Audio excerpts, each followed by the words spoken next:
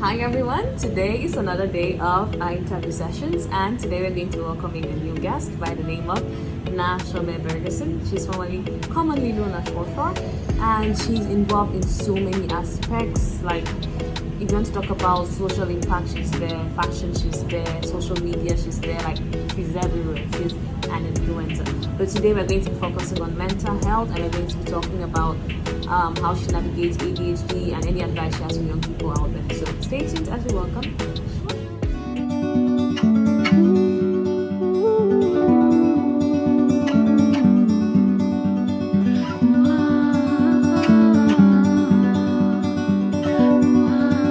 Everyone, finally here we have Shosho, and we're going to be talking about ADHD, mental health, OCD, and all that stuff. So, do you have anything to say?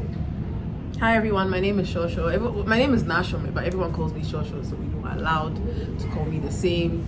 And I'm excited to be with Bemsi here today. I see her making all these videos all the time. I'm finally getting to be in one of them. Thank you very much, Shosho, for being here today. I'm super excited that you accepted to do this interview with me, and I'm going to dive straight into the questions. So the first question we have today, I'm going to be reading, so if I'm looking down, it's because I'm reading. So the first question we have for today is, have you faced any stigmas when you're navigating ADHD and OCD, and when you're also talking about it? Like, has anybody... Yeah, you get it. Yeah, so I don't know if I would say I've faced any stigma per se, because it's the kind of thing where people have to know, like you have to tell people you have it for them to know. So it's almost like by the time somebody gets the... People don't really get the chance to stigmatize, because I'm probably going to tell you I have it, and that sort of like takes away the power from anybody. Like, there's no shame in it. Nobody found out or like discovered, or like, you know, nobody found my deep dark secret or anything. So I don't know if stigma would be the word. And also, like, for the kind of condition that it is, it doesn't always play out like negatively, and I use that in quotes. So it's not like, say, example, certain people on the autism spectrum would be more likely to have like social what's the thing where they are not socially aware, like they're Socially clueless. There's a term for it, but whatever, which ADHD doesn't necessarily give you that, or like OCD doesn't really give you things that are telltale publicly. So people don't really get to know unless someone tells them, or unless they know a lot about it and have observed you enough. So people don't really get to stigmatize, you know. And if they are, I wouldn't know. I mean, if people are, I wouldn't know. But I have had, especially when I started talking about it openly online, I have had like a couple times where I've seen people tweet or say certain things alluding to me making excuses for certain things, or like or giving other people the power or the permission to make excuses for certain things. An example would be that someone said, oh, right now everybody thinks that now everybody wants to say they have ADHD when they don't want to pay attention, or people are trying to get out of being responsible or being accountable to their partners, and they say they have ADHD, so that they would say that, like, so that they would use it as an excuse to explain why they forgot something, or they didn't remember to do something, or why they are like repetitive offenders for something that their partners complained about. Or like even in a school context, like I've heard people say, and now every lazy person wants to say that they have ADHD. You'll hear those things, but like, again, I'm telling you, and you didn't even know what it was before I said it. So there's very little that anybody's going to say that would feel like I'm being stigmatized. I mean, and I'm always happy to take a bullet for everybody. So yeah, no, you're sure. She's a humanitarian. I was I was gonna say philanthropist, but yeah, humanitarian. Yeah, she'll take the blows, bro. If you have a friend, no, you have a fighter in this world, because she got your back. But yeah, we'll go to the second question, which is, do you think there's any differences in ADHD, like ADHD and OCD? Do you think they are, how do I put it? Differences in how they show up. Yeah, differences in how they show up for men versus women. So I don't think I know, right? And so research-wise, again, it's a very scientific thing, but and it's also a very social thing. So, you know, growing up, almost everywhere in the world, women are socialized very different from men, right? Where women are supposed to be, from when you're a young girl, boys are more allowed and have more permission to be rowdy and to be fidgety and to be very chaotic, whereas like girls, you're expected, you'll be told things like, girls don't do that, or you're a girl, you sit properly, or girls can't sit at one place, or or girls don't do this. And so even in classrooms, boys get away a lot more with being disruptive, whereas like with girls, you're expected to not be those things. And so all that conditioning definitely has a lot to do with how ADHD and OCD shows up in men versus women. So they've been recently, like now, there's a lot of light being shed on the fact that women have gone undiagnosed for a really long time. Because when you go and sit in front of a therapist, by the time you're sitting in front of a therapist going for a diagnosis, you've been conditioned for like almost your whole life, pretty much your whole life, to sit a certain way, to act a certain way. So you do have these conditions, but you've learned, or you've had to like figure out a way to mask, to show up like what's you're expected to show up as a woman. So an example would be in ADHD, more women are found to have the inattentive type, which is like where most of the noise is in here, and then boys tend to normally have the more hyperactive kind. Not because like scientifically women get the inattentive type, but like I think when we are born, the way you're conditioned for so long, you just like get into a certain shape, like you get in line.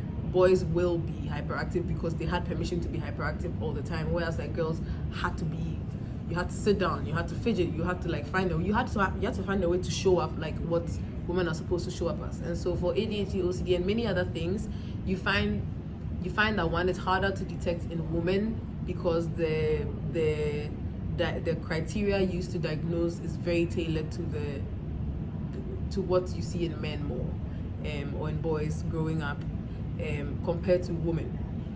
So and that goes for like a lot of things. A lot of it is conditioning. We're raised to act certain ways, and we're raised to show up certain ways, and so it's unfortunate, but yeah. So I have a question for you, like a follow-up question, a question that just came to my mind. And it's about how did your family, like how did people around you, especially growing up in Ghana, take it when you said you were diagnosed with ADHD? So I only got diagnosed in October of 2020, and that was because school was virtual at the time, and I was dying. Like at some point, I was like, you know what, something is not adding up. There's no way this is normal. And anybody else who has any of these things can relate. Where you know you do a lot of things oddly, but that's the way you've always done it. So you also don't know the other way. You just know it's unnecessarily hard. So I had always grown up thinking, I know my brain works in a different way, not necessarily in a wrong way or in the right way, but definitely in a different way, because you're interacting with other people and you hear people speak, and you're wondering like, hey, like this is wow. People have systems and processes and things for a lot of things, and you are just winging it. Like I felt like I was always just winging it in this life. I can't tell you how I do anything. Things just get done. There was almost no systems, no process, no systems in the way that neurotypicals think about it, right? Neurotypicals being people that have a more commonly wired brain, lack of a better phrasing. So at that time when like school was really, it was just killing me. Like it was killing me in a way that it didn't feel normal. I get that school is hard and school's supposed to be hard, but the things that were making me struggle were not like things were making me struggle before even like you talk about the content and the assignments and things. I was just struggling to like stay on top of everything, and so I told my dad that, you know what, this feels pretty abnormal, and I don't know. He should just do something about it. And so my father, being the therapist himself, but he can't be my therapist, he said, okay, fine, I'll take you to someone. So he took me to someone, a really good therapist, I must say. He's also a medical doctor by training and psychiatrist by training. Really knowledgeable man. And then that's how I got diagnosed. So I don't think I had like the typical story, because I already came from a background that believes in mental health, and understands, or at least has some level of understanding of these conditions. So I wasn't having to come and deal with like going to tell somebody that has no idea, or some family that doesn't believe in any of those things. So that made it very a lot easier, and it put so many things into perspective. So telling them wasn't, I don't even know if I had to tell them. Like I was more like, okay, this is what the guy says, next treatment. Like, okay, how do we live through this thing? Because it doesn't go away. You just like And it's not a bad thing. It's a bad thing because of the way the world is structured.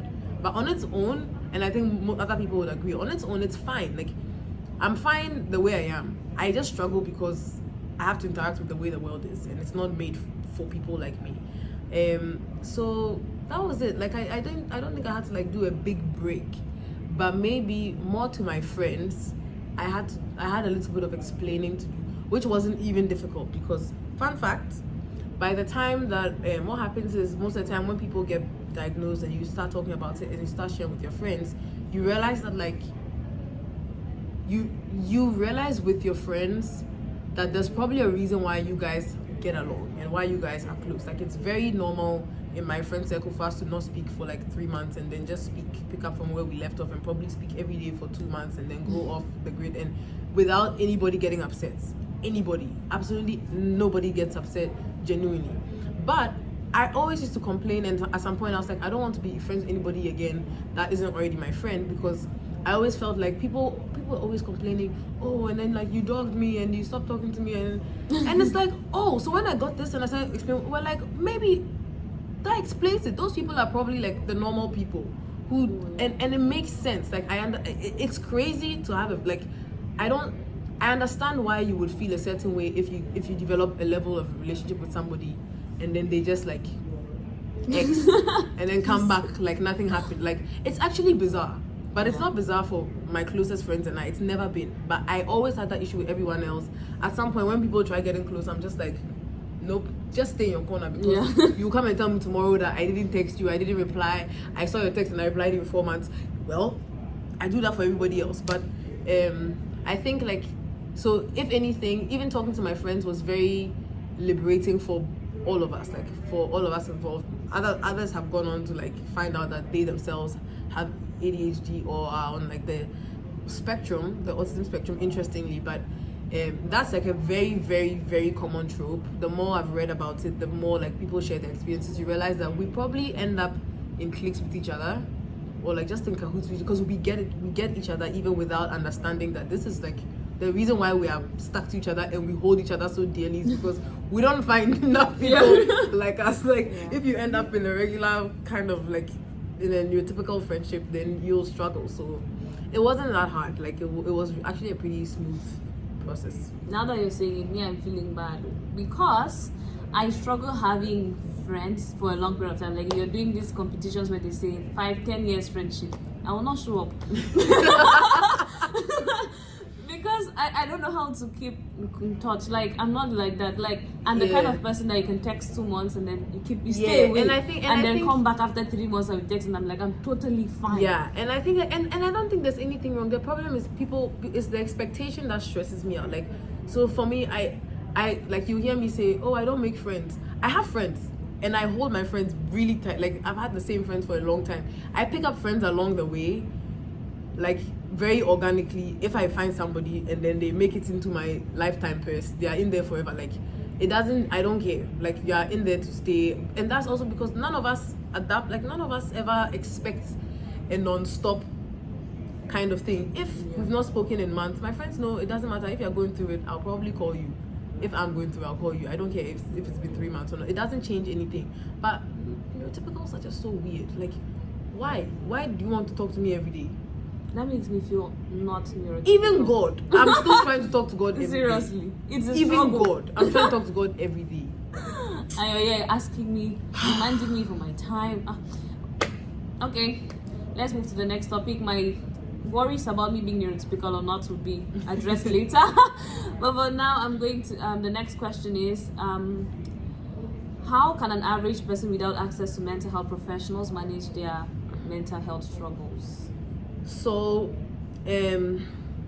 something that I've stuck by since I started like being vocal about ADHD and all these other neurodivergent conditions online has always been, there's no harm in knowing, in reading, in researching, in learning, in trying to find out, right? There's a lot of resources online. Now, yes, there's also a lot of misinformation, which scares me. Like, it terrifies me. Even for me, I think it's one of the things I try my best to not do. I'm scared of misinforming.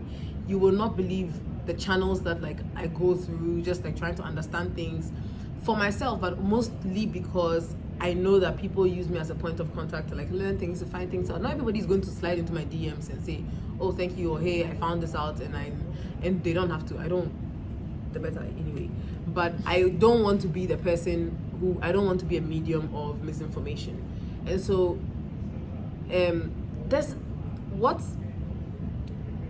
I always say is go and read about it. Read as much as you can about it, right?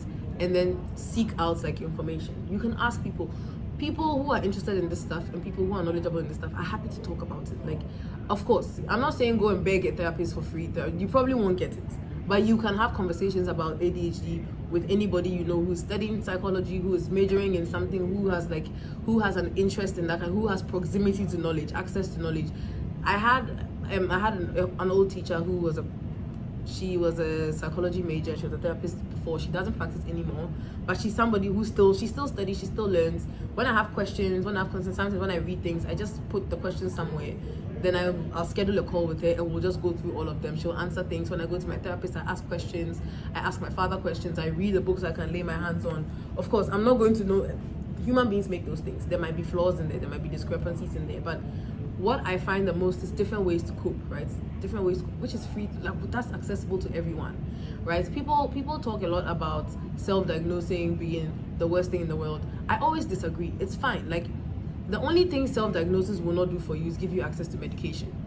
Anything else, what it does is it gives you access to all the same things that the people who are paying for therapy are getting, right? You are just not getting the person who's doing it with you.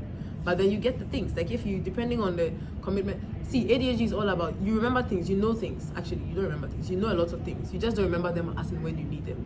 So the more you know, the better, because sometimes you forget, you forget this coping mechanism exists. You'll do it, you'll stop, you'll forget. You need another one. You always need to know. Like there's always a lot of things to do. So I'll say like asking like your friends, the internet. And see, I say this with a lot of asterisks in terms and conditions and things in there, but it's better than nothing. It's better than just going through this life, winging it. Life is hard. Yeah, it's really hard. Like, life is hard. I don't see why anybody should be gatekeeping any form of coping for yourself, right? It's like, try anything you can try that's accessible to you. That's not medication. That's not like going into your stomach, into your mouth. I say just like, read and try as much as you can. Like it's because at the end it's really just coping mechanisms. You try them. If they work, great. If they don't work, half the time if you have ADHD, they'll stop working after a while. You'll need a new one. Keep trying. Like, you just keep trying. That's really the unfortunate truth and the thing about it. You'll just keep trying until you'll never find one that will work for the rest of your life. Yeah. It will work. Our final question for the day is, what is a call to action? And I want you to tailor it towards an African audience. Call to action. See, your parents don't have to understand that you have ADHD if you think you have it. But I think that therapy is a very worthy investment. It cost me a lot. Sorry. Let's start again. So call to action for me, I would say that one, your parents don't have to understand or believe that something exists for it to exist. Get away from that. That's just unnecessary stress. Some of them will never come around to it because these are 50-plus-year-olds. They've been conditioned. You're not going to be the one to uproot them from whatever. You're trying to beat the tree now. When you break, you cannot like. That's not. Don't make that one of your problems. You can tell them about it, but be ready for anything. If they are welcoming, if they are open to it, they most likely have it. Because fun fact, ADHD is as inheritable as the height gene. So the way you can find a family that has all tall people, you can have a family that has all ADHD. Whether they know it or not, whether they see it, doesn't change the fact they probably have it. But it's fine. There's no need getting into that argument with anybody. Secondly, I think it's very worthy. It's a very worthy investment, therapy. Very, very worthy. It costs a lot. My dad took me, yes, but I paid out of pocket. It was very expensive, but it was also very, very worth it. Like, I don't have any regrets. I will 100% go right back as soon as I get. If I have money, I will go back, like, for ADHD coaching, whatever it is, like, because I still have a lot of work to do. But it's a very worthy investment. I know it's not the cheapest thing, but it's also not the end of the world if you really can't afford it now. You can read. At the end of the day, what I'll say is, you know what you're going through. Don't allow people who say things about self-diagnosis, people who say it's in your head, it's not real, you're listening to people. You know what you're feeling. You know what you experience when you go to bed and you can't fall asleep. You know what you experience every morning because you're not a morning person, or you're not like you can't stay up past a certain amount of time. You know how you feel when you get exhausted. You know how you feel when you get overwhelmed. Nobody can save you from those things. None of those people save you from those things. So do what you need to do to help you cope, and then also always take the more sustainable route, which is of course like I'm not anti-medication. I've tried medication and I think it's amazing. It's such a quick fix. I don't know why I'm not on medication anyway.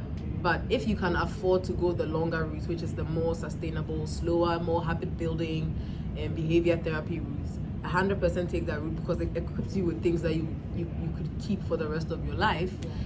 Whereas you don't really want to be on medication for the rest of your life. Not that I'm not anti-meds. You can take meds if you don't have the time, but yeah, I think that's it for me. Wow, thank you very much, Shosho. That she said everything, so I have no call to action personally, except subscribe to my channel. And any questions you have, drop them down in the description. And so, thank you very much for joining me today. Peace.